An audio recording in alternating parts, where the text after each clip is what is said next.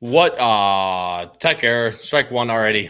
What's up, guys? Welcome to episode number 42 of Bettin N Boozin here on the HHH Racing Podcast. I'm your host, Kyle Roscoe, and what a great car we have coming for you guys, albeit legitimately came out 3 hours late, 4 hours late. Who even knows anymore what's going on over there at Naira? But welcome in, guys. We have a massive card to cover for you guys. 3 grade ones, including 2 Breeders' Cup win and you're in preps. It's going to be a fantastic, even though it looks very rainy again.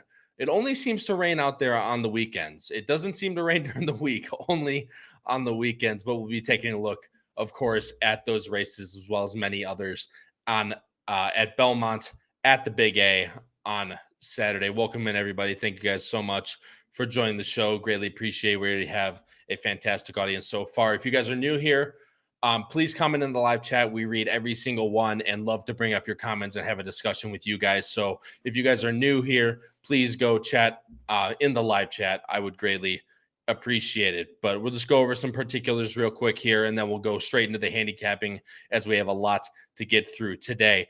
As you see scrolling around on the bottom of the screen, if you're new here or you find yourself coming back in the regular and you aren't subscribed, why not? You're already coming back anyway. Please go below the video player, hit the big red subscribe button. It not only helps us out, but pushes our channel out into the YouTube algorithm to recommend it to more people, as well as hit the like button and the notification bell. Like button for that same algorithm reason, but also it helps us out a lot. And the notification bell because you won't miss any shows that get uploaded onto this podcast channel. Not to mention we have 3 more podcasts coming your way at least this week.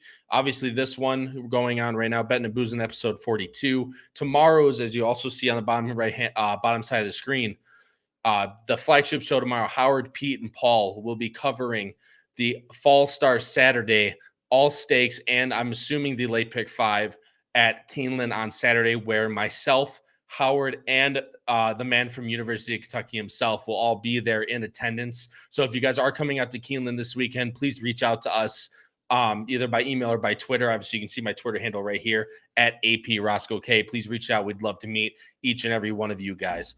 But if you're more of an audio listener, Apple Podcasts, Spotify, and Anchors, where we post every single episode that gets posted onto this podcast YouTube channel, not only of Bettin N Boozin, but of the flagship show, recap shows, anything that you need to know will also be there, whether you like to listen to it at work or in the car or whatever. Apple Podcasts, Spotify, and Anchors, where you find those.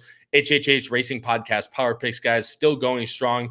We had 1 out of 5 winners just last week, but More Than Looks was one of our top plays, the top play of the day, and ended up going off at a little bit lower odds than we wanted, but still blew by the competition. Good look for More Than Looks, no pun intended, but patreon.com/HHH Racing Podcast is where you find those. And they only come out to $4 a week, and it's $15.99 a month. And you get 2 full tracks of grid plays, spot plays, ABC grids, and full pick 5s. If that's all you need to do, is go to patreon.com/HHH Racing Podcast to be profitable today. Also, go to hhhracingpodcast.com if you want to know anything about us or want to see previous editions of the Power Picks. It is all there, created by our great co-host, Pete Visco, on the flagship show. Again, hhhracingpodcast.com. But guys, there's a few things that I want to get into once I bring on my co-hosts, and then we'll go through it. Not to mention, we have a full house today, so everyone will be on for the first time, I believe, since we donned the new cast of the show, adding Noah Maher into the mix full time. Obviously, not the first time he's been on the he's been on the show with all of us, but I think since full time, it's the first time we'll all be on. But we have Crownsway has a big race coming up this weekend that you'll want to know about if you don't know already. And we'll talk about the weather situation and all that. But first, I want to bring on my fabulous co-host from the East Coast, New Jersey, Patrick Kunsel, from West Coast, Noah Maher, and the man that just sat down as he was running around his room, so I didn't bring him on first, Charlie Freeman. Boys, what's going on? Pretty hectic. last hour. Very hectic. And my Wi-Fi, that's why I was saying, you just saw me scrambling, making sure everything's working again. The Wi-Fi was going down, had to make the picks on the phone. We're scrambling, but we're all here. I'm happy we got the whole crew together. I was worried I was going to have to be a last-minute scratch. The Wi-Fi was preying on my downfall, but we're good. Well, they're always preying on your downfall, Charlie. You got to work through the haters, but even if they tend to be the internet. But yeah, we have a full crowd here, and obviously there's going to be a lot of big races this weekend. But the one thing that always seems to rear its ugly head in New York is the weather, and I'm going to get it out now so that we don't have to talk about it later, guys. Anything, obviously, if more people join in, they'll talk about it. But both Friday and Saturday, again, this is according to Google Weather as I bring it up right now. Let's see, there we go. You can see 70% chance of rain on Friday and an 80% chance of rain on Saturday. There are at least 2, if not 3, stakes races on the turf here. So obviously keep in mind the weather, as it's going to be another rainy weekend another rainy weekend in New York this weekend. So always keep that in mind. Look out for scratches. They would obviously, they would need to run the stakes on the turf if they're going to run them. Obviously, no MTOs in a race like this. So please keep in mind these scratches in the turf race as we get closer to the day. Everything, all scratches and changes get updated on our Twitters. We all usually post out our picks. I do for sure. Noah does 90% of the time, and the other guys are probably around the 50% range. But at AP Roscoe K is my Twitter if you want to check out my picks for changes and scratches. But guys, real quickly, I want to give a nice shout out. Obviously, they'll get a shout out tomorrow. Sean Kane's in the chat, boys. He already said it. Go Shards, absolutely. As you can see by my name tag, I'm a part of the Shards fan club for this week and every week. But real quick, guys, I want to go over the Indian Summer Stakes on Sunday. I want to give a quick shout out to the boys and girls over at Crownsway Racing for making this happen. Shards draws the rail in this race. The Indian Summers for $250, going 5.5 on the turf for 2-year-old colts. Obviously, it could be filly. Actually, no, it's 2-year-olds because there's actually 4 fillies in this race, which I found extremely interesting. The morning line favorite is the number 2, Amidst Waves. For George Weaver after winning both the Colleen at Monmouth and the Bolton Landing at Saratoga. So she will easily be the morning line favorite, I would assume, just based on the races she's been running in. The second choice, this is pretty cool. Cool second choice at 4-1. Still a maiden, got second at Kentucky Downs early in the meet in September for Asmussen. Christian Torres picks up the mount there as he has the last 2 rides. Still a maiden, although 2 very good races and good numbers. But Shards, obviously, for not only myself, but Howard, Pete, and Paul also own pieces, a decent piece of Shards as well. The last race, guys, at Colonial, I can't show it, obviously, because of Churchill Downs and everything that they go through with DRF. But that last race was what we really wanted to see from him. At Gulfstream, we had to get a race in him. That was pretty close after we bought him, honestly. Bought him in March, ran him in June. He was ready to go the whole time. Just never really liked dirt, and we knew that going in. Ran at Colonial after he missed 2 works.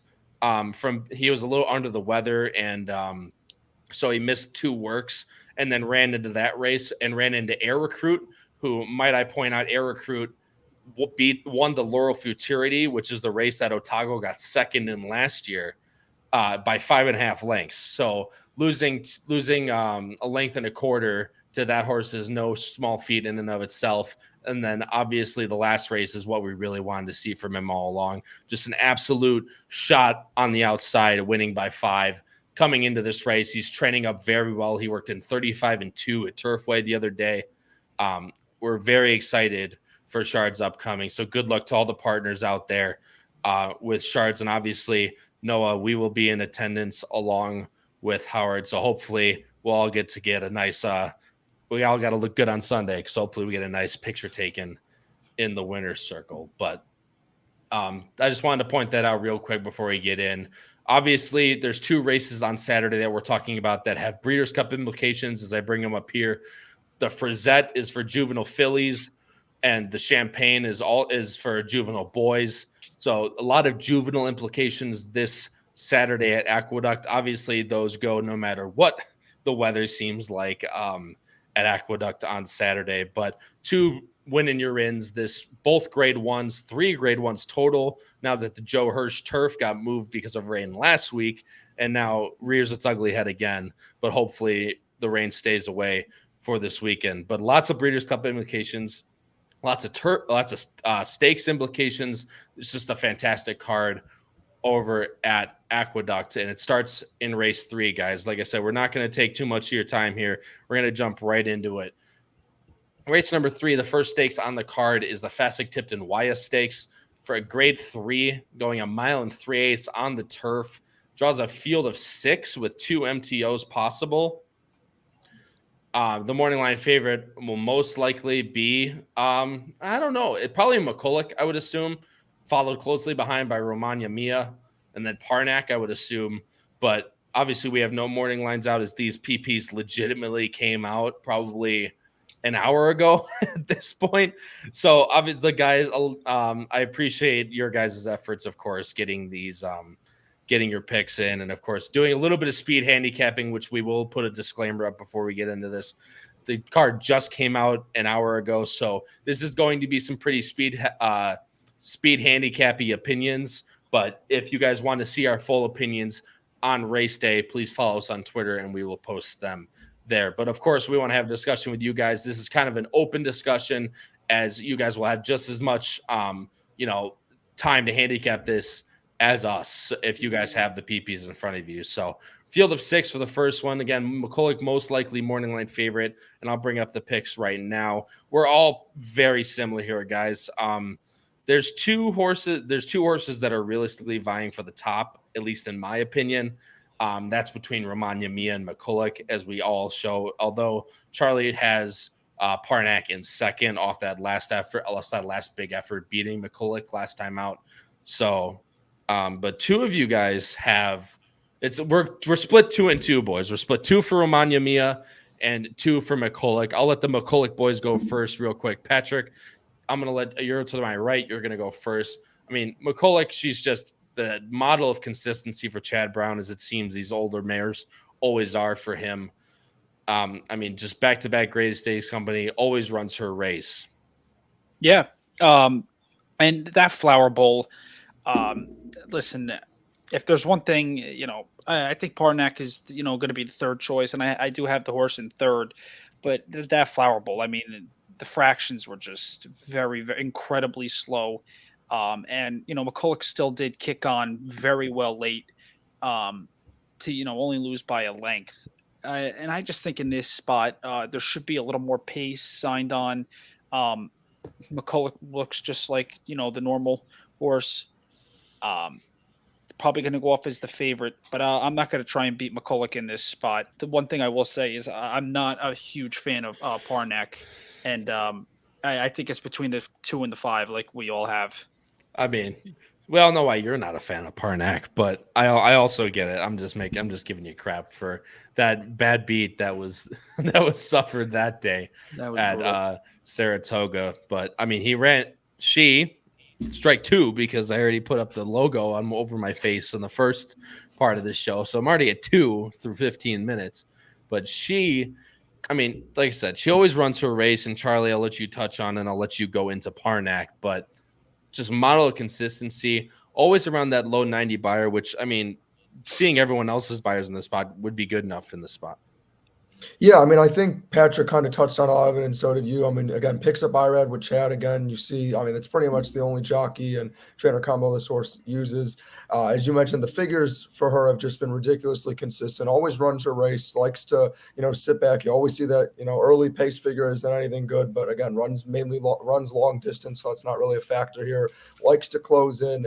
And as Patrick kind of touched on, that's what I saw as well. The fractions weren't great last time out, and really didn't set up the way McCulloch needed to. I don't think the fractions will be this slow this time. I think the race sets up nice for McCulloch, and she'll be able to close in for the win. I ended up putting the 3 in second. I just didn't for Parnack. I just didn't want to end up going full chalk, and wanted to at least just look for some other angle. I completely get it though. I think the 2 other real live contender, I was just kind of hoping for in case Parnack is able to set that ideal pace, and get the trip that she wants. in case that does happen. Be able to just kind of have the horse underneath in case, McCulloch either doesn't get there in time, or if McCulloch does get there in time, I just think if Parnak gets the right pace, could still finish and hold on for second. I don't know about you, Noah, but Parnak to me almost seems like she just inherited the lead last time, unless it was a direct order from Christophe Clement to go get it just because no one else in the lead really wanted it, it seemed like. But it almost just seemed like she benefited from, she's like, well, if no one's going to take the lead, it's going to be me. Yeah, definitely. I looked at that race being a 4-horse field and the horse being 8-1. I think if it's a 7 or 8 horse field, that horse is probably 20 or 25-1. So just the unlikely fact that horse ended up going to the lead and winning just kind of shows you she's maybe not the most talented up against this group. She ran her career best buyer that day too. I'm with you guys. I thought it was pretty much a 2-horse race. I'd lean toward Romagna Mia. That's how you say it. Just because in the Beverly D, Fev Rover and Gina Romantica are some of the better older females on the turf. And I'm just kind of banking. Not to mention, sorry to interrupt you. Not to mention, at Friday at Keeneland, or Saturday at Keeneland, Gina Romantica is in the Grade 1 First Lady, so also entered there. Obviously, if she runs well, or Romagna Mia runs well, that'll only flatter Gina Romantica's form as well. But no, go ahead, continue. Yeah, with Romagna Mia, my hope was that they do get a little bit of rain because I think she probably prefers the softer. I'm not really sure, but Colonial seems to me more of the firmer turf courses in the country. So I think maybe that transition to a turf course with a little bit of give will benefit her of anybody in the race. I agree with you completely. I think last time, even though not off too much of a layoff coming over from Great Britain, first time for Grand Motion behind Fev Rover and Gina Romantica. I don't think that's anything to be really not ashamed of, but I don't think that hurts her form by any means. She's always consistently around that 90 buyer, which if she improves second time in the States, I think could be very good. She's still running these long workouts that Motion has her on. I love this 113-3 last time out, prepping her to go long and go into this race. I really like Romagna Mia. If she can sit in the, somewhere towards the pocket from the 2-hole and just fly by at the top of the stretch, I think Romagna Mia's is definitely very interesting. But you guys hit it all. Like I said, I don't think there's really much else to talk about. Personal best is realistically the only other horse I'd want to even mention. Ran her 2 best races at Gulfstream, going 1.5 miles, and just has not seemed the same since. Ran in the Bewitched, lost to Warlike Goddess and Temple City Terror by 12. Ran in the Matchmaker in Monmouth, which is arguably a much easier spot, although running into Gam's Mission and Consumer Spending is still very good company. And then last time at Kentucky Downs facing Vergara, she just hasn't seemed the same since Gulfstream in the spring. But if she could turn it on for, she gets a very favorable trip stalking like she should, she could definitely be a part of the underneath. But I don't see, unless Personal Best returns to these numbers at Gulfstream, I don't see her winning by any means. And Sister O'Toole just looks kind of slow. The only 2 races she's won in the past 2 years have been at Del Mar in the same exact race, which I thought was a little bit interesting. But coming back east facing this group, Sister O'Toole, I think that's a tough ask for her. An Idea Generation for Chad, even though it's Chad, I just think she looks a little slow, especially for this type of field. But I'm going 2-5-3. Patrick's going 5-2-3. Charlie's 5-3-2. Noah's 2-5-3. A lot of variation there, as always, on a New York Saturday. But going to race number 4, guys, this is the Joe Hirsch Turf Classic. This is the race that was carded for last week's Saturday, so we won't spend too much time talking about this one, as we already basically talked about this. Well, we didn't basically. Every single horse that was entered in that race is back except for one. The Todd Pletcher trainee Adamo is no longer entered in this race as he was last week. But that doesn't change the race from a pace perspective. It doesn't change the race necessarily from a tactics perspective at all. So no real hurts in our picks from before. And as you can all see, guys, there's not too much to talk about in this field. We all have Rebels Romance on top. Looks to be the best of this field. I wouldn't say easily, considering we have some very nice horses like Stone Age and obviously the filly or the mare now at this point, Warlike Goddess, excuse me. But Rebels Romance, Charlie, just seems to be the top of the top in this field. Yeah, I mean, obviously have to note what happened last time with, the clipping of the heels and losing the rider. So obviously you scratch that race out, but, still something to monitor. And the fact that the only time we really got to see this horse last truly perform was all the way back in March or May? No, I think March, right? March of 23. So still has been a while since we've gotten to see a full performance, but nonetheless, Rebels Romance is a very classy horse, has run in some of the best races in the entire world. Obviously had that incredible performance at the BC Turf. And then again, just had that unfortunate performance going off as the major favorite with the clipping of the heels. But assuming that horse goes back to what Rebels Romance is capable of and, praying obviously that there's no sort of issues this time around, should be the horse to beat. Well, I'll tell you what, I mean, we haven't seen her work. Obviously, she went back to, that's all right, strike three, I'm out. So, Patrick, you're hosting now at this point. I'm already out 20 minutes in. Oh, crap. Yeah, now get ready to go. And then his Wi-Fi goes. Yeah, then, oh, shoot. Oh, I'm breaking up, guys. I can't talk. Yeah. She went back. I did it again. He went back to England to work. Obviously, came back for this race. Didn't get to race last weekend. Charlie Appleby's just been jogging him in the mornings, but if he gets back to what he's capable of, guys, there's not too much to talk about. And he looks to get a favorable setup in this race as well, most likely coming from, if not the far back, probably from one of the back flights. Gets another good post in the 4, able to sit on the rail. Buick covers him up and should just be able to go by at the top of the stretch. But Noah, I'll let you talk about your underneath plays, and then we can move on.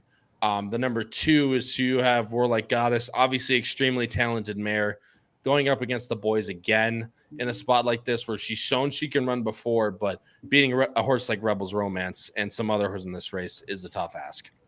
Yeah, I just think Warlike Goddess is Warlike Goddess. She's been ultra talented for quite a couple of years now, but she really hasn't kind of performed as she should in the last 2. Kind of hoping that she'll kind of come back to her normal form. And then in third, I was interested that Charlie actually had this horse in third, because I was a little interested in Soldier Rising. If you look back at the races from this year, they're not bad at all. I mean, the horse runs second to Red Knight in the Man o' War, and then second to Up to the Mark in the Manhattan. And then 2 back, looks like he had a pretty brutal trip.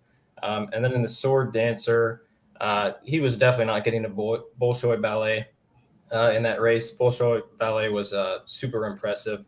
So I just think Soldier Rising at a price could, kind of clunk up and get in there for some value.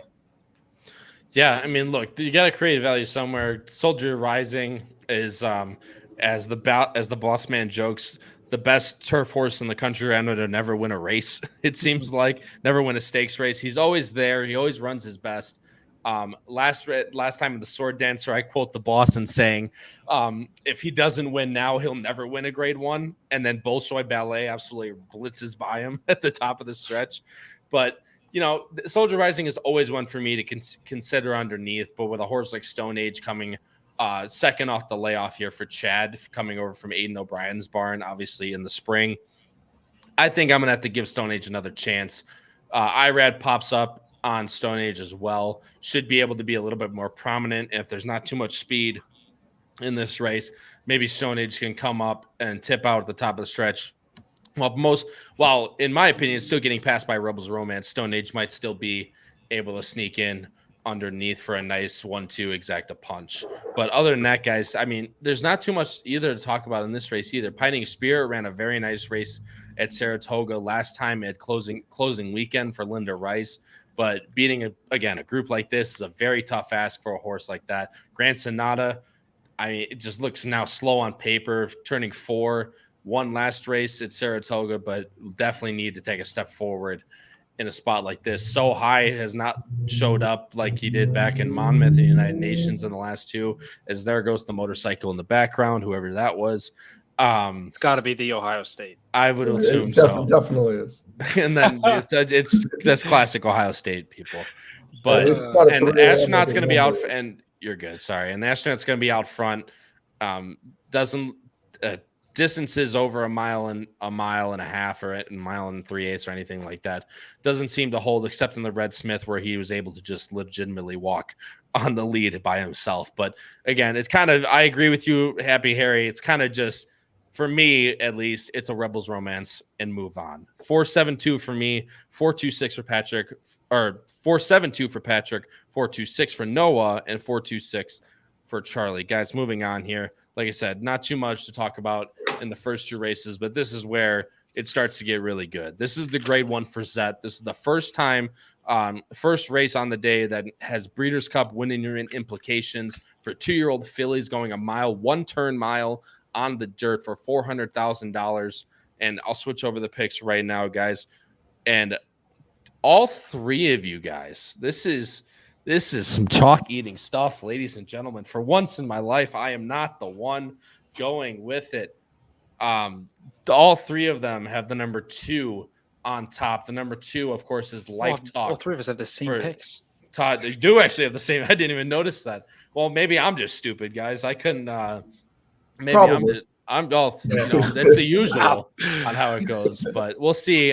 Well, you won't see on Saturday, but I'll be with Noah, so I can give him shit for the both of you. But Josh, just a 6-horse field in the Frizette, but a 6 very nice. There's a few very nice horses in this field. Most likely, morning line favorite is number 2, Life Talk, for Irad and Todd Pletcher. Second choice will most likely be Emery for Manny Franco and Brad Cox. As I switch over to the DRF form right now, guys, there is one thing I want to touch on before I let Noah go first here. Emery is also cross-entered. She is cross-entered in the Alcibiades Stakes at Keeneland on Friday, excuse me. That's race 9 at Keeneland. She's the number 8 in this race. Actually got 4-1 morning line. I think she's also live in this race. The second sneak peek, I have her second. But she is also cross-entered at Keeneland. So keep that in mind when creating your picks and your pick 5s and stuff like that. Emery is cross-entered. But Noah, I'll let you go first, man. I'm scrolling through Keeneland, wondering why I don't recognize the horses. Life Talk. Todd Pletcher, Irad Rapoli ran very well last time out going a mile. Now looks to do it again in a much tougher spot. Yeah, I just went with Life Talk just because obviously we're not sure if Emery is going to be in the race. Emery will definitely be a factor. I think Emery could probably just sit right off the speed and probably get the first jump. But if the horse isn't in, I think Life Talk is definitely the most likely. Just a horse for Pletcher, Irad, and Rapoli that just seems to be getting better. Was 40 cents on the dollar last time. And I don't really know who she beat, but I just like the fact that she's already gone the mile. Yeah, I mean, that's the question mark for a lot of these fillies, right? I mean, you'll see Central Avenue's gone 7. Just FYI's gone 6. Emery's obviously gone 6, even though I don't have any problem with her distance, but I won't give away my picks too much. And obviously Irish Maxima from the rails only gone 5.5 and 6 as well. So your point is definitely taken, Noah, that Life Talk is the only one to go a mile. So I'll just rotate here real quick. Patrick, I'll let you talk about the number 6, who you all have in second, who is my top pick, Emery, and I'll add on anything that I like. But what'd you like most about her? Yeah, this horse was obviously she was very impressive in the mud at Saratoga. Sitting off, being 3 to 4 wide, and just the way the horse drew clear was just fantastic. I'm not sure how strong the race came up. That race, the maiden special at Saratoga towards the end of the meet, but the horse has been training fantastic at Churchill. The only thing that concerns me is how's this pace going to play out, and is Life Talk, who I like on top, going to sit a better trip depending on if this pace is fast. Yeah, I mean, and that's definitely a point to be taken. You can see her obviously being asked to come to the lead, but you can see, I mean, her ears are pricked. She's carrying on very nicely.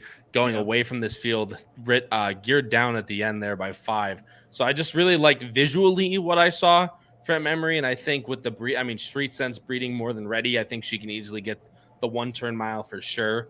And the thing that I like, I don't think she needs to lead by any means. I think she showed that she's able to go around. And maybe I think Life Talk will probably be, just judging by running style, will be out the back, even though kind of didn't get good starts either of those races at Saratoga. But there's horses to the inside that really do like Irish Maxima is straight to the lead.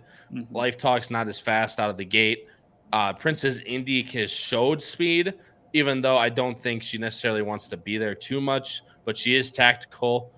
Central Avenue came from the clouds last time, even though she got a bad start. Just FYI is more of the likes to have a target, and Emery ran really well with a target last time out. So the pace structure is definitely one to be considered in this spot. And Charlie, I'll let you talk about it. You have just FYI in third. And I was judging between the 1 and the 5 in this spot, but I ultimately went up with the 1. But just FYI, last time out at Saratoga, ran very well and was wide going around the turn and had enough to power home as well. Yeah, that's what was impressive for me, was just able, despite having to go wide, to still have the, that late kick to go by. And that's why I think the distance honestly should be a benefit for her. I certainly think she'll be in and around it. For me, it really is a 2-horse race. I think it's firmly between Life Talk and Emery. One of my concerns with Emery, again, was the cross entry, but also I just think trip-wise, I think this is going to be perfect for Life Talk. I will say the one thing that scares me about Life Talk, like in terms of being able to beat Emery, I like the advantage of running that mile. But as the guys have kind of already touched on, Emery will likely be a little bit farther forward and could end up getting that first jump. If Emery's able to get an easy enough jump and an easy enough pace, could end up getting away, and maybe Life Talk can't quite get there in time, but I do think Life Talk will be able to. As you kind of touched on from like a pace perspective, obviously Irish Maxima will go, but it's not really clear who else will. I see a lot of horses that will probably want to be in more of that stalker role, and Life Talk will probably be, as you mentioned, with the history of not the fastest starts and also just showing the ability to sit farther back, will probably be towards the back. But yeah, I still think Life Talk's the one to beat. I think if Emery is in this race, it certainly is a lot more competitive. But if Emery were to scratch, I think Life Talk is probably going to go off at some absurdly low number and dominate. Yeah, I mean, Life Talk could easily do that. I think she will definitely be the favorite in this spot, although I don't know how much lower she'll be than Emery to her outside. Just FYI, I think judging by that breeding with this out of Street Cry mare, I think distance could be her friend, although Justify we have seen not do too well routing as compared to sprinting. You can see, even though it is going 1 turn, 22% sprinting, 10% from the routes in similar start numbers. So that could be one thing to keep in mind. I think there are other horses that fit the mile more than just FYI, which is why I ultimately left her out. And that's why I included Irish Maxima in. Irish Maxima just looks dead send. If she can get it semi alone, because there's not necessarily horses that like to go straight to the lead as Irish Maxima does, is if Hyra Rendon can get her to the front, I think she can at least hang on for a piece in your exotics. But I'm going 6-1-2. Noah's going 2-6-5. Patrick's going 2-6-5. And Charlie's, of course, going, you guessed it, 2-6-5. Guys, moving over to race number 6. It is the second grade 3 on the day. I'm switching over to Equibase right now. It is the Belmont Turf Sprint Stakes, guys. And this is your doozy on the day, I would say. Full field of 12 draws into this 6 furlong turf sprint around Aqueduct. 3-year-olds and up for $200,000. Most likely morning line favorite. I would love to take a guess at that it's going to be Big Invasion for Irad Ortiz. Clement drew the rail. Second choice, that's way more up in the air. I would almost want to say Thin White Duke and then maybe Wit, but Big Invasion, I think, is definitely going to be your favorite come post time. And I'm going to switch over the picks right now as I can add Noah's here because he got in just a tiny bit late. Give me 1 second. But I'm going to let Patrick I'm going to let Charlie go first. Patrick, I'm going to let you go first. We all have Big Invasion on top, which is actually extremely interesting, as I thought this race was actually pretty tough. But he runs his race always. He is going to come from the back, but showed a little bit more tactical speed, even in a little bit of a short field last time in the Harvey Pack coming off the trip from Ascot. I think second time back in the States could be the time for Big Invasion. Yeah, exactly. And correct me if I'm wrong, didn't Big Invasion, wasn't the horse having a little health trouble going into that race?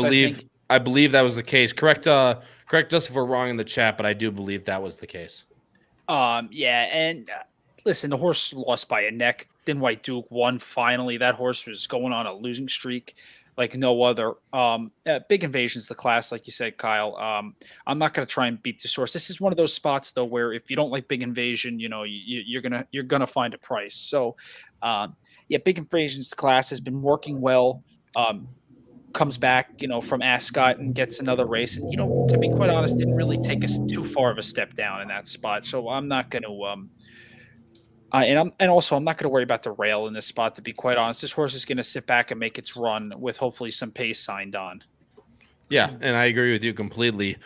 Charlie, I'll go to you next here. Obviously, you agree with Big Invasion, and underneath we are kind of in agreement below. But anything more you want to touch on about Big Invasion? I just think Big Invasion, as Patrick and you touched on, as the class of this race. I mean, if you look from a figures perspective, is extremely consistent in those high 90s, which honestly, I think something in the high 90s is certainly good enough to win. I don't think the rail's a concern either from the pace perspective, and the fact that Big Invasion will, again, probably just sit a little bit back and then, make his move late and go by them all. I also do like Irad getting on the horse. I feel like sometimes Joe, don't get me wrong, Joel's a great jockey, and I know we like to joke around from time to time, but I feel like sometimes he hasn't been quite as aggressive enough with Big Invasion as I would have liked in terms of getting on with it. Sometimes just being a little too casual with how talented the horse is, and then kind of hoping Big Invasion will get there in time, but hasn't. But I think Irad will make sure to have this horse in the right position and make sure to get on with it so that he gets there in time. So again, I think this is a very competitive race. I think you could make an argument for about 7 or 8 horses in this field to at least have a chance to win, or certainly be in the money. But yeah, Big Invasion ultimately is the class of the class, and the consistency really matters a lot to me too. And I like Irad. Of course. I mean, obviously, Irad will be piloting Big Invasion into the best spot possible. But there's underneath, guys. I mean, I have Thin White Duke at second, who ran the best race that he's ever ran last time in the Harvey Pack, beating Big Invasion. Coming up, Big Invasion, I still think in that race, he ran a winning race. Just happened to get caught that day by Thin White Duke, who ran his best race ever. I think he gets another good trip like that again, but in a race like this, coming back to Keeneland, where Thin White Duke's hasn't been out of New York in 2 years, or a year and a half at least. I think it could be Big Invasion's time with a little bit of better trip. I have Wit in third. No one else has Wit. I understand why. But I actually am very interested in the cut back to 6 in this race.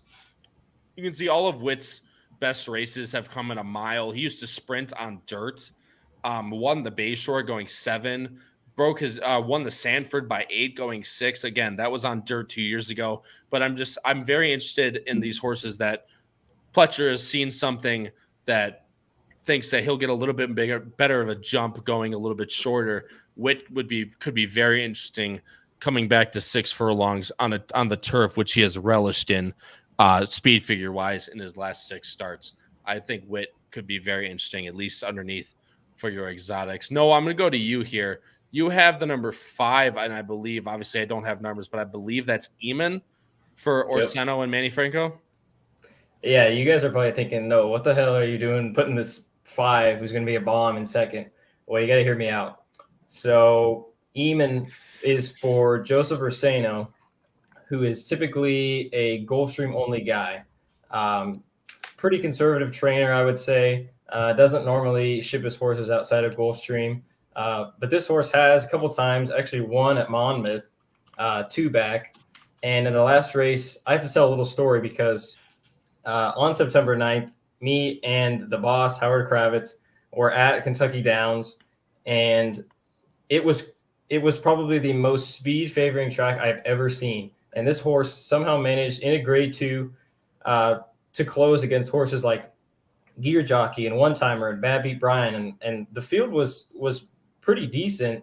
The horse was 40-1 granted, but still closed into what I thought was kind of the opposite vibe of that track. and the horse got a 95 deservedly. I just think if the horse runs another 95 or anywhere close, there's 4 horses in here with a early time form of 100 or more. So if those horses just duke it out on the front end and Big Invasion doesn't run his race, I think the race is completely wide open, and why not go with a horse that's going to be 20-1? Yeah, and honestly, I'll be completely honest. The price is definitely right for this horse. I didn't want anyone coming out of that last race at Kentucky Downs, and obviously it could just be Kentucky Downs. But usually, when you see a blanket finish like that, it tends to be not necessarily be a good race. I mean, 7 horses separated by 1 length, and Gear Jockey coming out for friend of the podcast Matt Bernier that day at like 20-something to 1. I don't even remember what that was, but I was just avoiding that turf sprint. But if there's some lower price favorites that don't run their race, Eamon could definitely be one of those horses to pick up the pieces. So I'll never argue. Obviously, you'll know the one thing I always say is I'll never talk anyone off a double-digit horse especially if you can prove your way through it. But the rest of us guys, like I said, we all kind of have the same horses. You guys both have today's flavor in second. Patrick has in second. Charlie has him in third. Patrick, I'll let you touch on him before we move on. But that has run very well in the dirt and switched to the turf last time and won, beating Nothing Better, who's also in this spot. But definitely, I think, has to improve back to those dirt numbers if he wants to be competitive in the race like this. Yeah, 100%. I just found it very interesting that this horse, like you said, Kyle, was, running on the dirt and running against, very, very good horses on the dirt. And then they switch to the turf. Horse goes off at close to 6-1, and runs very well coming from off the pace for trainer George Weaver, who's been fantastic this year. And gets Javi Castellano. The horse is I think, going to show a lot of speed in this spot. And, if this horse takes the turf again, could improve. I agree with you completely. And it's just a matter of if he continues to improve, although I think there's a few other horses that are a lot more proven in this race like this. But, I mean, today's flavor, if he takes the turf and runs back to those dirt numbers, there's no reason why he cannot be fighting for the exotics as well. But this race is, I think, one of the most challenging and wide open on the card. Not to mention, even though we're all going with the same horse on top. I'm going 1-9-10. Noah's going 1-5-9. Patrick's going 1-7-9. And Charlie's going 1-9-7. Guys, we'll move on to race number 8 here. This is the what would be considered most likely the feature on the card. It is the Champagne Stakes. Obviously a grade 1, going 1 mile on the dirt. This is just the Colts version of the Frizette. Both obviously have Breeders' Cup implications into the juvenile fillies and juvenile respectively. Draws a field of 8, and it's going to be a via favoritism between 2 horses for sure, but I would lean more towards the number 6 Fierceness as he picks up Irad for Rapoli and Pletcher. Number 4 General Partner will not be far behind for Manny Franco and Chad Brown. And this would be a spot for a game, guys, but we got to move along here. This is a classic game of how many people went with the number 6 Fierceness, and I'll save you guys the suspense as we normally. The answer is 2. We're split again, but 2 of us are going with General Partner and 2 of us are going with Fierceness. Patrick's with me on Team General Partner. We love to see that. Usually it seems to come out to be me and Noah on the same team, but I'm glad I got someone else in my corner for this one. But yeah, exactly, Noah. You're kicked off the team now at this point. All right. But whatever else. Well, after I kick your ass in golf, then we'll see. But I'll probably get my ass. I think we should get a YouTube live at that. Like, yeah, you want an HHH Racing Podcast Yes. YouTube live it? I love that idea actually.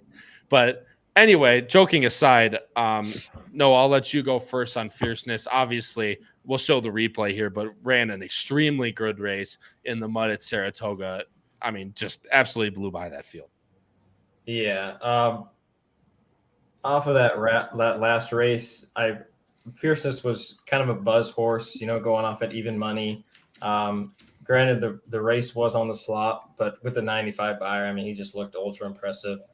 Gear down in the end, as we'll see in the replay. But I don't necessarily know who he beat in that field, but the intel that I kind of have is, Irad could have gone to Keeneland opening weekend and he decides to stay here. And I feel like this is probably the main reason why he stays. I don't know what you thought, Charlie, but that was kind of my thought process.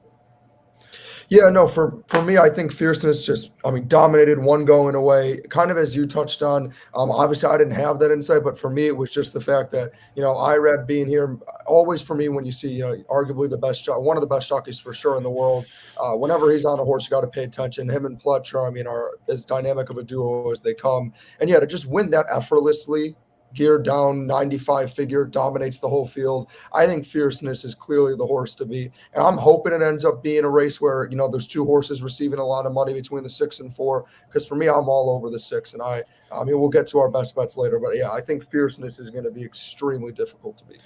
I just think there's two horses that you can make a severe case for, and you got to take a stand on one of them. They're going to both be most likely in the 2-5 range, as I like to call it. They're both going to be around even money. Yep. Most likely, I would assume 6-5, 8-5, or something along those lines. But you can see Fierceness out here just getting the easiest trip possible.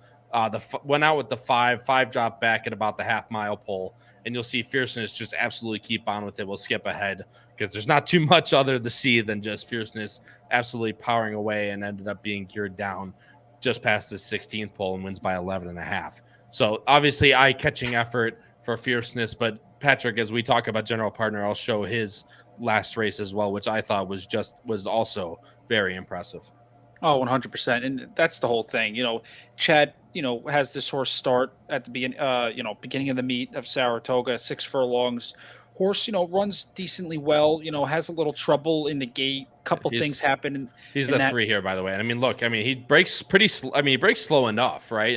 Not giving them lengths necessarily, but has to be hustled up here into the race by Manny Franco, but runs out in a group, but ultimately clears. But keep talking, Patrick. Sorry to interrupt you. Yeah, no, you're all good. You're just helping my points. That's what I like. And that's on debut, like I was saying. And then this horse comes and goes an extra another furlong, which horses that like to gradually improve, go longer distances does, and just the way the horse you can see right here, Patrick, as well. He's getting prompted right here by both Jefferson Street and Dive Bomber. Dive Bomber who actually liked that day.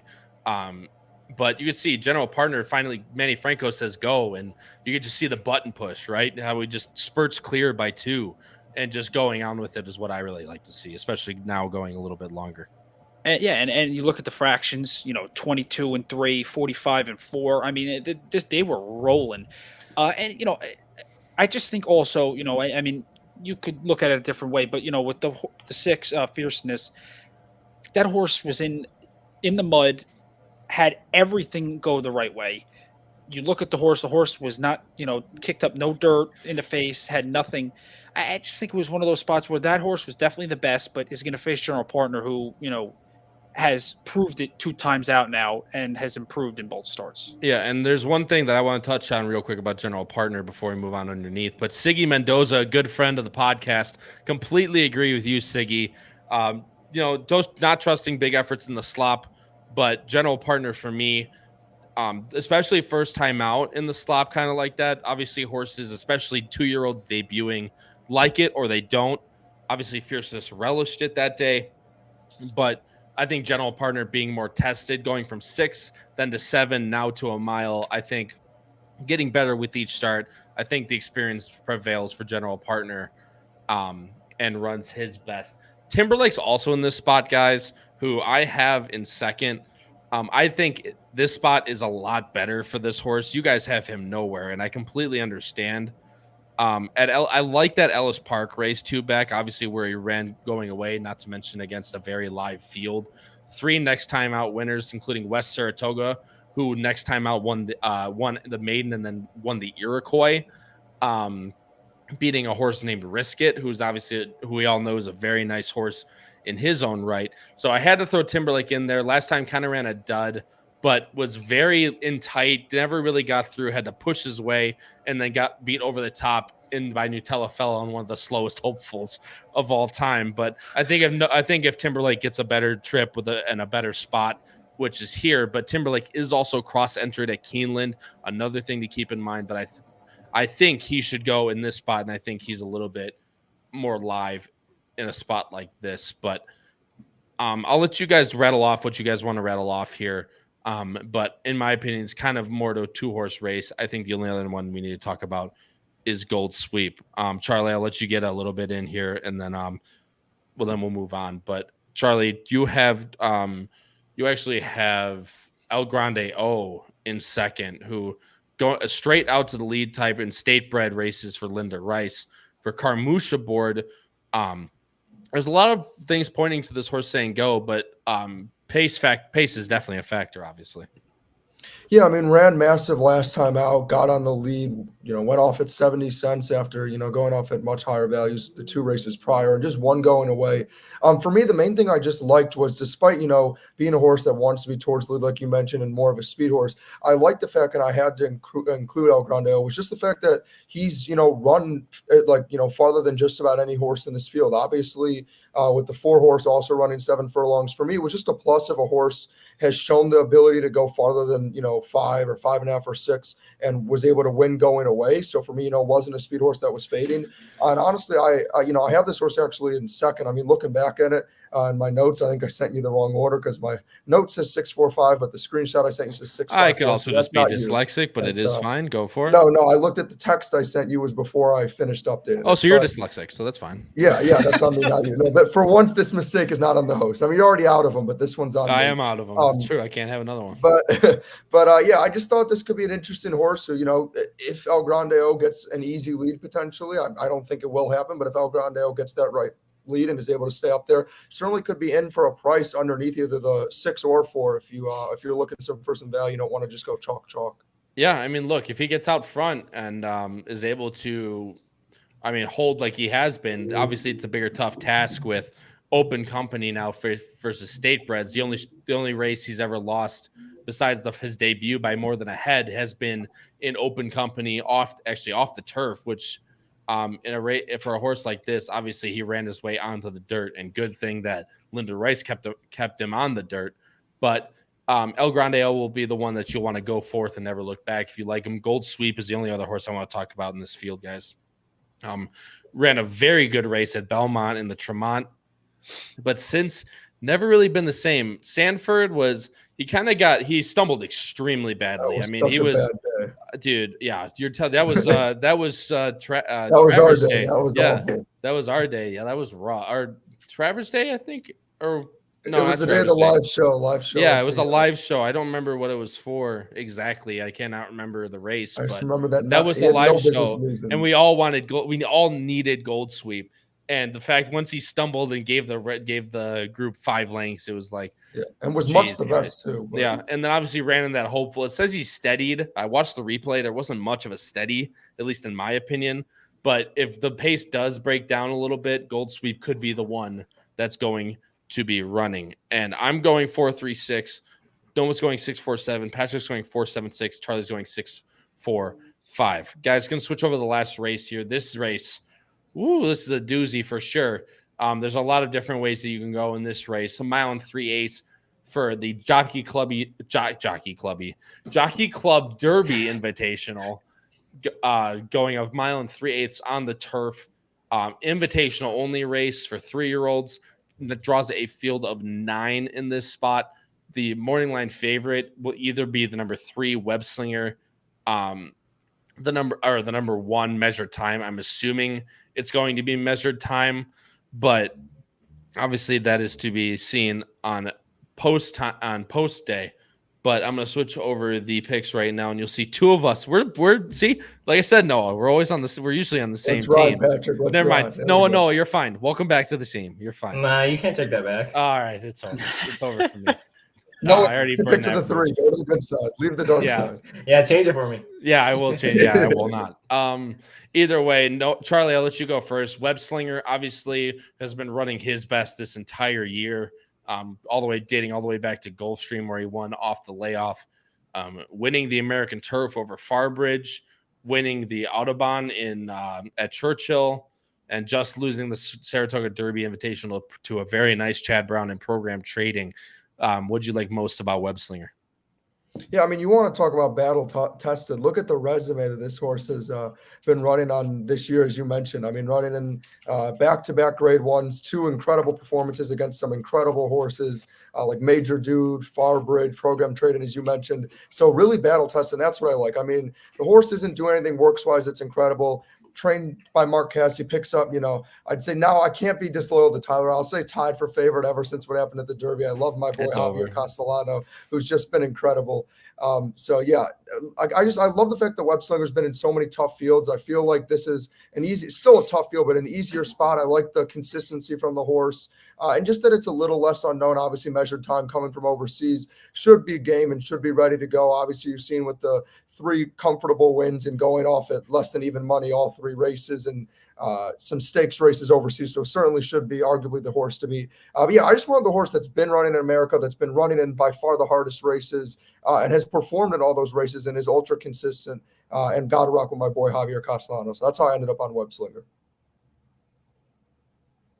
I completely get it. I really do. And I just think, I don't know, Noah, how you felt about measured time. I thought I'm assuming William Buick came over to ride Rebels Romance would be my on why he's coming to Aqueduct, because you got to remember at Keeneland also on Saturday, Appleby has Master of the Seas going. In the Coolmore Turf Mile, I think, is where he's running. Correct me if I'm wrong, boss in the chat, which I could be, but gets Buick up, running extremely well. Obviously ran 1.25 miles and won by 5 last time out. He's been prominent in these fields over in Europe. So I'm not sure how the speed's going to translate over here, but William Buick should have him in a pretty good trip. Well, I was going to steal that point for you saying that that you could compete with me on the golf course. But I kind of have to default to agreeing with you on this point. I mean, Charlie Appleby with William Buick that hasn't lost. I mean, I 2022 to 2023, that's 50%, in case you're wondering in the States. With horses in the field that I wasn't really super impressed with, I just kind of defaulted to measured time. And second, I was a little interested in the Chad Brown runner, Faraday, I don't know how you say that, but just seems like a horse that's kind of starting to figure it out. And Chad's kind of not afraid to throw those horses that kind of win for their second time in an allowance and throw them into a grade 3. So I expect maybe at a price he'll run, and then you guys kind of touched on it with Web Slinger. Been super impressive throughout the whole year. Had a big win on Derby weekend at 22-1. The only concern for me would be the time off. But yeah, other than those 3, I didn't really have any other avenues to go in this race. I mean, look, Faraday is definitely Simon O'Neill, now deemed Happy Harry, he chose to join on his other account. He said in the chat earlier, Sparks will fly when Faraday wins, so he agrees with you. I mean, we've seen this song and dance so many times before. Chad takes a horse that's won an allowance, just improving every time, and then pops a 95 buyer and wins this field. Obviously, that would be very tough to improve to a horse like Web Slinger or measured time, but that's not the first time we're going to see Chad Brown do it, and probably not the last. So Faraday could definitely be in there as well. Patrick, I'll let you round out the conversation here, and then Charlie, I'll let you talk about anyone you talk about and move on. But you have the number 2 also, Faraday. Obviously, you have the same 3 horses as Noah, but anything else you want to touch on before you move on? No, I mean, like you said, Noah hit on, it's the 1, 2, or the 3 pretty much. Web Slinger, I have just always been a fan of Web Slinger. I was sitting next to you in Saratoga for the Derby. That was a yielding turf. And Program Trading came flying. That horse ran huge. But what happened? For the boss. Yeah, for the boss, yes. And I really thought Web Slinger, because I had Web Slinger in there, I really thought Web Slinger, with everything that horse went through in that race, was going to pull it off. But Faraday is interesting. When does Chad send horses to Kentucky Downs, and sends this horse to Kentucky Downs and comes and wins? So now 2 out of 3. So this should be interesting. Especially, I'd like to see what the prices are. I'm sure the one's going to be favored, but between the 2 and the 3, I'd like to know the difference in price. Well, yeah, I mean, there's your difference in price, right? Faraday is probably going to be 5-6 to 1. Web Slinger is most likely in that 5 to 2 range, 2 to 1 maybe. So you'll get that decent amount of price increase. But Charlie, you have the number 4 Fearless Soldier, who none of us have, and this is where what I assume. I mean, he does pick up IRAD, but I'm assuming this horse is going to get a price. But tactically speaking, could be one to steal it on the front end. Yeah, and that was my thought process. Fearless Soldier is going to pretty much have to send to have any chance. Again, just picks up IRAD, the IRAD Pletcher we've already talked about, or I've already talked about before, how dangerous that duo has proved to be in the past. And then really just freaked last time. I mean, I know the horse went off as the favorite, but, had been running some pretty insignificant figures that you would say this horse doesn't belong in this race, and then decides to just show up with an 89 and win going away at Kentucky Downs, which also, to run that far of distance. And then on top of that, everything always feels farther. So to be able to be a horse that can go to the lead and show clearly fading is not going to be any sort of concern for me. It was just a huge plus. And I was just looking for some sort of price to put underneath. I mean, again, for me, it really is just between the 3 and the 1. I know the Faraday certainly is going to be some sort of wild card and could certainly factor in surprise. But I just wanted to get a different price underneath, because I feel like if I'm firmly between those top 2, if I'm looking for some other value, rather play a horse that you're probably getting 7, 8, 9 to 1 on in Fearless Soldier. I completely get it. Well, IRAD money won't allow you to get 9 to 1 on a horse like this. But hey, I mean, still more than a price than you're going to get on either Web Slinger or Measured Time. But Howard brings up a really good point. Measured Time could be coming here hoping for firm turf, as you can see. Ran obviously 2 on synthetic, but then good firm is what the GF means. So, and ran extremely well. Appleby probably could bring him over here for firmer turf. So, and he says Frankel's are awesome on firm, but not on the wet. So that could be something to consider as well, especially if the horse is odds on. I appreciate it, Howard. And obviously there's going to be a lot of rain, as we touched on earlier. So and Howard goes, you wonder why these heroes are coming over. Measure Time broke his mane in a race for a purse of 8,600 pounds. And he's running for 127,000 in Kentucky. So that's honestly a really good point, Howard. You and Break Maiden over here go back, but obviously improving every single step of the way. Wins a Class 3 stakes at Newmarket, and now Appleby brings him over here. Firm turf could be a point to be taken, though. I'm going 1-3-7. Noah's going 1-2-3. Patrick's going 3-1-2, and Charlie's going 3-1-4. Chris Mack also brings up a really nice point in why does IRAD leave Faraday and get on Fearless Soldier? That's also another really good point, considering I'm not one for jockey and gymnastics. Excuse me, because on this level, it's just really, IRAD's definitely better than a lot of jockeys, but like I said, at this level, I don't pay too much more about it, but that is a very interesting point to why Fearless Soldier, who he's never ridden before, he's ridden once before in a maiden at Gulfstream, goes and now jumps back to Fearless Soldier. Chris, thanks so much for doing the show, man. That's a good point for sure. Also, go blue, Chris Mack. Against Nebraska. Nebraska is just not very good. That's the way it goes around here. Get him out of the Big Ten with all this realignment. Get him out of there. Go back to the Big 12. Go back somewhere. Hey, dude, they do well in volleyball. Just kick them out for football. Howard says, side note, can't wait to beat Noah's ass at golf on Monday. So that's going to be 2. Kyle hits it too damn far. To be truthful, I have no chance to beat either one of these lefties. Noah's a 2 handicap. Noah, you're a 2 handicap? I was a 2 handicap earlier. What does that mean? I don't know anything about golf. Holy crap, I don't know what that means. Generally, Charlie, the U.S. could have used him pretty much this past weekend. That's what it means. Okay, yeah, that sounds pretty. He would have hit it better than Jordan Spieth. Yeah, seriously. That was embarrassing. But Kyle, you might be in trouble. You shouldn't have said that about beating him in golf. Whatever. Dude, I went from so far this summer. I've gone from a 2.3 to a 5.4. So I can't say I'm playing my best golf right now either. So he'll probably just kick my ass, and I'll eat my words on the podcast next Wednesday. So tune in for that. But boys, we're gonna go over our best bets real quick. Then we're gonna go over football and then get off for the night. But I appreciate everybody tuning in and staying on for the entire show. Again, greatly appreciate it. Charlie, you're going first, as you're apparently first on my cards, even though you're usually second. your best bets. You're going 2 exactas this week. Exacta in race 5 going 2 over 6, and race 8 going 6 over 4-5. Try to talk about your best bets. Yeah. So for race 5, I think it's actually. Oh wait, no, it is. No, we're good. We're good. We're good. 2-6. Yeah, exactly. Okay, we're good. I'm sorry. Looking at the wrong race. Yeah. So it's been rough with the numbers today. Oh my god. Ohio State.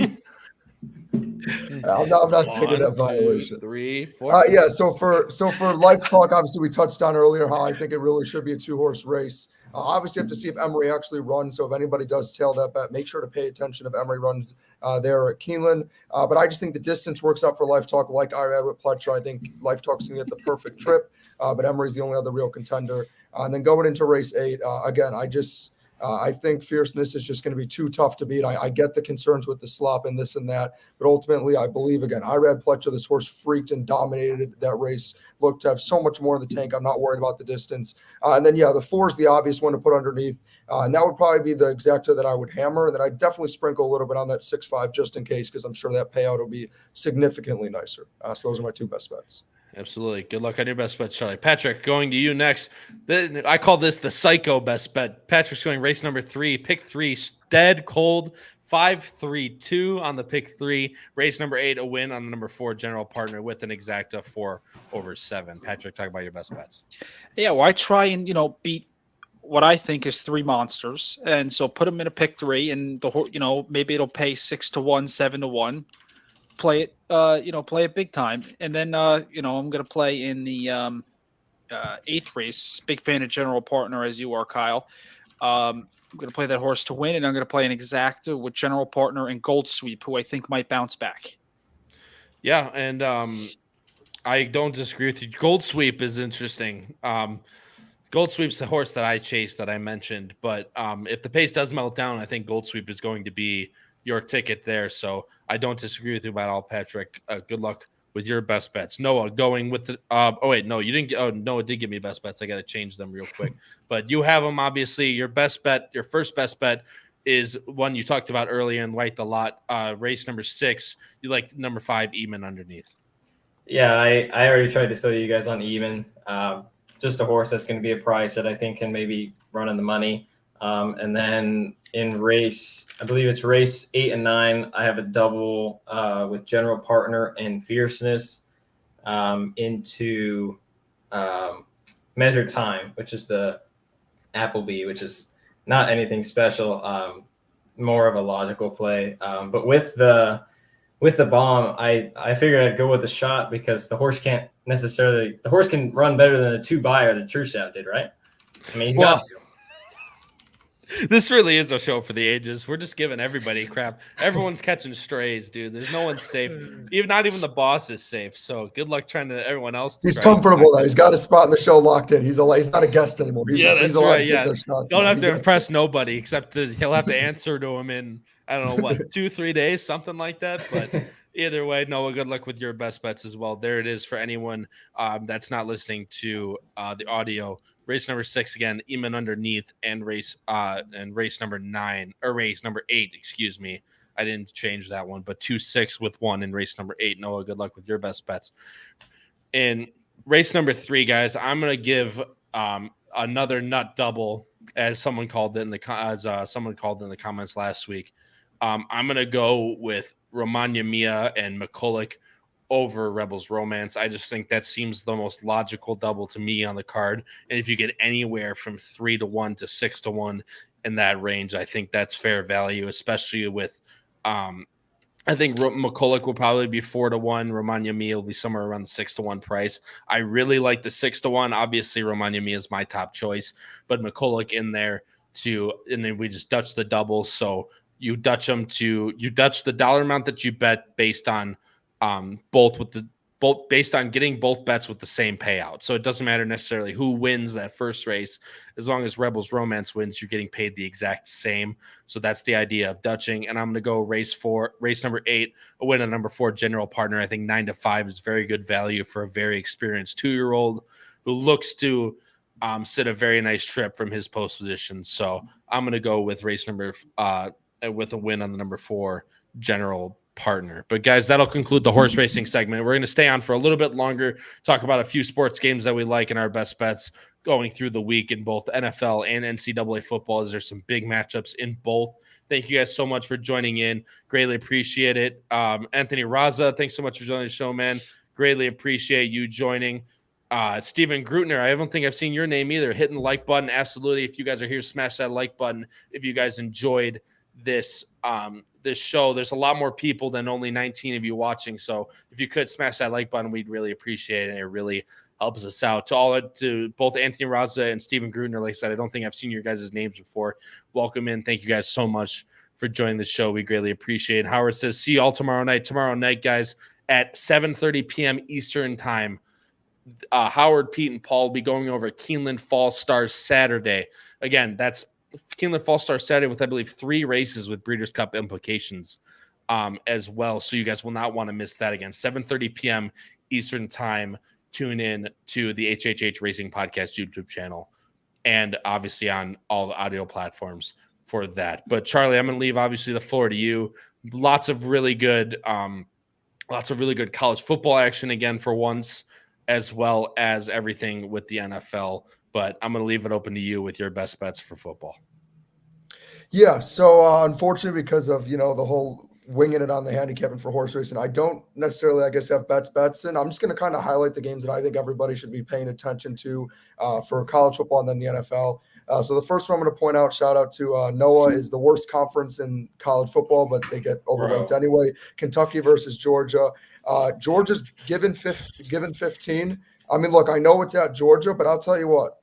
I love Devin Leary at NC State. Hasn't quite gotten it done in the red zone, which I think Noah can agree. Not to his own fault. He gets you with this SEC is the worst conference, and he's going to go with your Wildcats. Yeah, he's really trying to suck up right now. Hold on. Let me finish. Hold on. Hold on. If anything, I think that actually goes with my whole point. Because of that, I don't think Georgia should be ranked number 1 in the official Charlie Freeman's power rankings. They were number 4. They don't do anything for me. They're not a good team this year. Quite frankly, they're not. If they make the playoff, it's because the SEC is not going to give them any trouble. However, I think Kentucky's defense is good enough to hang in there. Georgia doesn't sell me. Their defense is good. Their quarterback stinks. Their offense stinks. It's just Brock Bowers carrying them. So I like the hook. I like Kentucky at plus 15. If that number stays at 14.5 and higher, play Kentucky. You can ask Noah. Their defense is nasty. I mean, they've got some really solid. Again, Devin Leary's good. If the receivers can stop dropping open touchdowns, which Noah can agree with, I think they're dangerous. Obviously, you got the Red River game between Oklahoma and Texas, who apparently is officially back, who, may be back, may not. I think that's a very interesting game. Texas is minus 6.5. But I do think Oklahoma could make. I think Dylan Gabriel, the transfer from UCF in his second year now, their defense looks a lot better with the former Clemson DC taking over as their head coach. I do actually kind of like Oklahoma with the points, to be honest with you, just because I think it's screaming to take Texas. I mean, they've been unbelievable this year, and you're only leaving 6.5. Agreed. I would buy the point 7.5, but I think and when I did my research earlier, everybody's on Texas, so I do like Oklahoma there. And for the other featured game, how about Washington State versus UCLA? The Pac-12 this year, for some reason, is the best conference. Maybe it's because they're trying to go out on a high note. That conference is so interesting and exciting. UCLA's minus 3. I know it's begging you to take Washington State, but I'm going to take the cheese. I love Washington State in this spot. I think them and Washington are the 2 teams to watch to win the conference. They can't really stop anybody, but no one can stop them. Cam Ward is unbelievable at quarterback for them. I'd say top 3 quarterback in the Pac-12 right now. So those are the 3 games to highlight for college football. I know Notre Dame plays, so Patrick, obviously you guys got a big game going at Louisville, but I don't think Louisville's that good, but they're ranked. And then my Buckeyes play a Maryland team that I think is very dangerous. They have Tua's brother, Talia, I believe is how you say it, Tagovailoa. Their offense is incredible, but they can't stop a parked car. I think the over is certainly a game to play for that OSU game. We're laying 20. Don't love it, to be honest, because I don't know if we're going to be able to stop the pass, but yeah, we'll win that game comfortably still. For the NFL, 2 games I wanted to highlight real quick. Bills, Jaguars, I mean, it's kind of a boring week of NFL, to be honest, but I think that should be interesting. The Jaguars, which I think is cool. I don't know the last time this has happened, but playing back-to-back weeks in Europe. They're staying in England for a second straight week. I think the Jags are honestly the interesting team to play in this spot. They're plus 5.5. Everybody is all over the Bills. I believe last time I checked, 85% of bets are on the Bills. I think it's screaming for you to take the Bills, but I think low-key the fact that the Jags are staying in Europe, that could be an advantage for them. They just played there. The time change isn't an issue. Stay there for the whole week. The Bills are coming off of a dominant emotional win over the Dolphins, so maybe they look past the Jags. And then the other game, obviously the game of the week, is the Cowboys 49ers. Sunday Night Football, 3-1 versus 4-0. Are the Cowboys, as I like to call them, the Cowgirls, for real? Is this their year? Or now that they actually play a competent team, are they done? I like the 49ers in this spot because I just don't trust Dak Prescott and the Cowgirls. I think this is the game they get embarrassed. And those are kind of the games I want to highlight this week. Well, I got a few more for you. And obviously, anyone else that can touch in, they want to touch on best bets, the games they find interesting. Obviously, we have the lines as well. Shout out to Gray, by the way, one of my good friends. Shout out to Gray. Thanks so much, man, for joining the show. Really appreciate it. I keep saying Happy Harry. Simon O'Neill likes 49ers Cowboys under. That Christian McCaffrey is finally showing what Christian McCaffrey can do because his knees aren't blowing up. The dude's just, he's leading the league in rushing yards. I believe he's almost leading the league in touchdowns. I'm not for sure on that one, but I know he's leading the league in yards. Cowboys defense, obviously one of, if not the best defense in the league right now. 49ers also have a good defense. Hopefully they're back healthy again. But under could definitely play. It's a good shout from Simon O'Neill. Rob N says Rams upset Eagles. That could be another possibility. Puka Nacua doing Puka Nacua things as he has this year. Matthew Stafford throwing to guys that no one's heard of before, also doing Matthew Stafford things. But Rams upset Eagles, definitely a possibility. Rob, thanks so much, man. I appreciate it. And Anthony Raza says Dolphins Giants be off the board. Patrick might have something to say about that one, but they're so bad. It could be possible, Patrick. Yeah, I know you didn't want to talk about the Giants, but good. That's not me. Hey, Charlie, where are the Giants on your official rankings? Oh, I honestly haven't updated it because I didn't think the game was going to be that bad, but I turned it off after the first quarter because I knew it was over. Right now I have them at 26 because the Cardinals are better than them. I'd put them at 27. They're still better than the Patriots, who, my God, Mac Jones might be the worst player to ever touch a football. He makes Daniel Jones look elite. The Vikings still suck. The Broncos still suck. They cheated. It's not fair. Sean Payton cut his sleeves off, and that changed the game. Not fair. The Bears are still below them as well. Justin Fields is him, but my God, they have the most incompetent people running that organization. It's a dumpster fire. And then the Panthers, shout out to them to make life as a Bears fan tolerable because, my God, you want to talk about the definition of a poverty organization. I am so thankful that my garbage Saints offense gets to play them twice a year because they could score 3 points or win off of a safety because the Panthers are that bad. So those are the rankings, if anybody was wondering. Maybe that's what I got to start posting. I got to start posting my official power rankings. Everyone start posting picks and power rankings. That's what I want to see every week. I will say I moved the Saints down to 19. They're no longer top 10. They're awful. How about that? Yeah, and the Giants get the Bills the next week after this too. So that'll be it's always a fun. The Bears play tomorrow. Probably get, even though it's the Commanders, Sam Howell will probably look like prime Aaron Rodgers. And bettors are all over the Commanders, by the way. I wanted to give a sharp stat. Unfortunately, that's the first one I've found so far, which is not good. No, it's not good, and it'll probably will not be good anyway, no matter which way we put it. But Cup is making a return. Chris Mack, he's been practicing this week.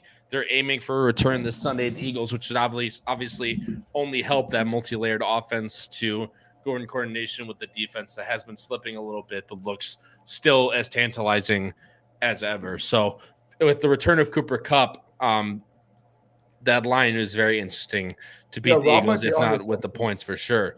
But both Rob and Chris Mack, I think you guys are both very astute in the fact that the sharps say that. Yeah, I was going to just say the spreads moved down, I think, a point or a point and a half, and the market is on the. I think that probably came with the announcement. I'd assume they announced that Cooper's Kupp's pushing a return for that probably changed Sunday, it to so it probably changed it. I would assume. Yeah, but either way, one way or another, getting Cooper Kupp back on that offense is definitely not going to be a hindrance, I will say, by any means. But Commanders are due for a good game, and trust me, if they're playing the Bears, we made. They just put the Eagles toe to toe. Speaking of which, one thing I'll end the show with is I think it might be time to stop the Russell Wilson slander this year. I mean, he's been good all year. Their defense just can't stop a parked car. I mean, they made Justin Fields look like the greatest. I love Fields, but if anyone watches That's Good Sports, the Kirk Cousins Award for doing everything and your team still losing, that's Russell Wilson because his team's 1-3, but he's top 5 QB in the league right now. He's back to what he used to be. And I mean, he's got Sutton and Judy and, some good targets now, but that defense cannot stop anything worth the damn, which is a complete 180 from before. But that'll be the end of the show, guys. Thank you guys all so much for watching. Greatly appreciate it. A lot of people you stayed on for the sports talk as well, which obviously I can only be extremely happy about. So thank you guys so much for staying on. But that'll do it for Bettin N Boozin episode number 42, covering both Aqueduct on Saturday, Belmont at Aqueduct on Saturday, covering 3 Grade 1s and all the Breeders' Cup implications involved, and also NFL and NCAA football coming up for this weekend. For my co-hosts, Patrick Kunsel, Charlie Freeman, and Noah Maher, this has been your host, Kyle Roscoe, in episode number 42 of Bettin N Boozin. Good luck, everybody, on your bets this Saturday and this Sunday in sports, and crush them. Have a good weekend, guys.